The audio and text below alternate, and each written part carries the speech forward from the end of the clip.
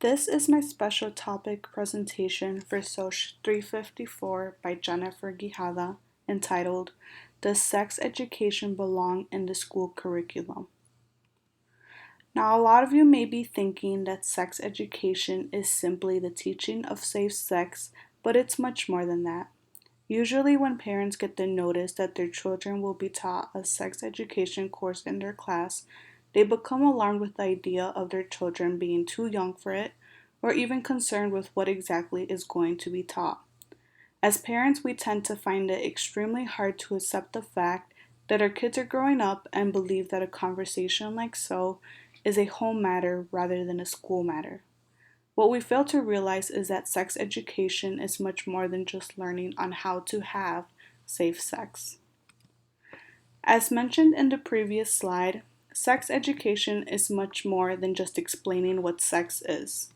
Sexual education explores a variety of topics regarding the changes that students are going through in regards of their sexuality and their health. It is important to understand that many of these students are going through body development, are eager to learn more about their sexual behavior and health, as well as becoming and knowing aware on how their attitudes can lead to better personal skills that are important when it comes to forming healthy friendships and relationships. These variety topics not only allows for these students to know that there is the choice of abstinence, but that there is also the safe sex choice. Additionally, with sex education being part of the curriculum, these students get a further understanding of the changes they and their friends are about to go through, allows for all students to have the same understanding of sexual education, touches the subject of consent and how this can improve their relationships in the long run, all while being in an environment where they are free to ask any questions. Despite the fact that some parents may or may not have good relationships with their children, they're at an age where any sexual question automatically feels awkward or even shameful to ask. Having a different adult from a school teaching these important topics diminishes that awkwardness. In my presentation, I argue that if children do not receive the accurate sex education they need about their bodies, it can lead to many adolescents making mistakes, never learning actual facts, and left with many unanswered questions. After careful research, I have concluded that sexual education does not promote early and promiscuous sex, is necessary to advocate for health outcomes, and in order for everyone to acquire the same accurate teaching, should not be heterosexually centered. Sex education does not promote early and promiscuous sex because, in fact, it is beneficial to the health of the students learning it. In the research conducted by Joseph Sabia, he examines whether offering sex education to young teenagers affects several measures of their sexual behavior and health, leading them to practice sex early on in their lives. Many people against sex education argue that its program should vary on how, when, and what is being taught to kids. Others argue that sex education is completely independent from the school and should have nothing to do with the curriculum. Allowing the possibility of teaching the same curriculum of sex education nationwide allows the federal government to become increasingly involved with the funding of these programs. This allows the opportunity for the government to continue funding programs for all schools to teach their students safe sex education. This would allow for all students to have the same understanding without allowing a gap of confusion to form. Students would no longer have to go to their same aged friends for advice or rely on other resources to get answers from.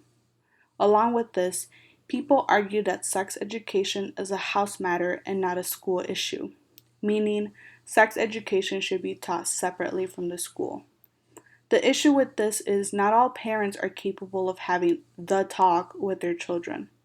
Rather than relying on each individual parent to teach their children what they believe should be taught, schools would simply follow a curriculum that would talk about abstinence, safe sex, body development, and ways to make healthier choices. A start safe would imply a stay safe program. Having sex education be a part of the curriculum of school is necessary to advocate for healthier outcomes. In Susan Rose's research, she discovers that sex education that is being taught now is often related to death, disease, or danger. This instills fear on students in order to steer them clear of sex before marriage.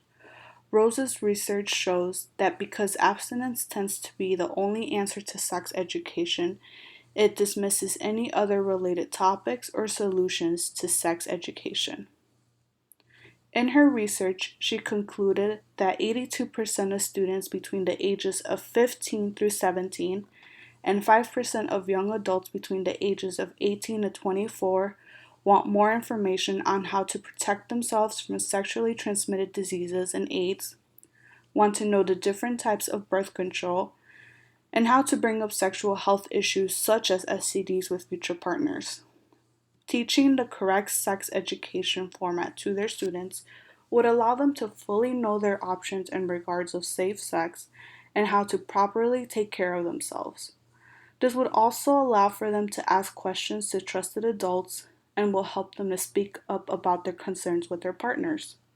By not only teaching them abstinence, it leaves a lot of teenagers and young adults with questions, misguided advice, which can potentially lead them to making mistakes. Lastly, sex education should not be heterosexually centered if it is being taught as part of a school's curriculum. According to Michelle's Estes findings show that LGBT young adults that experience sex education is heterosexually centered, revolves around sex being dangerous, and lacks basic health and behavior information. A well thought out format of sex education would include all aspects of sexuality and again health and behavior information since it's not just about sex. In today's society, we find that a lot of students come to terms with their sexual orientation and sometimes with their sexuality at a young age. Teaching a heterosexual sex ed class would single out anyone who isn't and deprive them from important information that pertains to them. Now let's explore and understand how sexual education is seen throughout the media. My first article, written by Levin in 2013, discusses how Colorado's proposed legislation that is widely expected to pass would bar the state's public and charter school from abstinence-only education. In quotes of those who Levine interviewed, she notes, quote, "The Colorado legislation would require schools that offer sex education to teach the new curriculum or refrain from the lessons altogether."